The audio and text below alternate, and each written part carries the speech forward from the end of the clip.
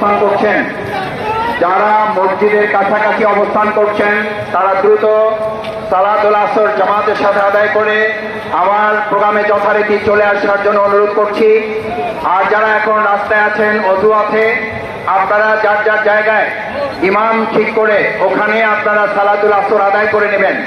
নিজের জায়গায় ইমাম ঠিক করে জামাতের সাথে আপনারা সালাত সংশ্লিষ্ট জায়গায় আদায়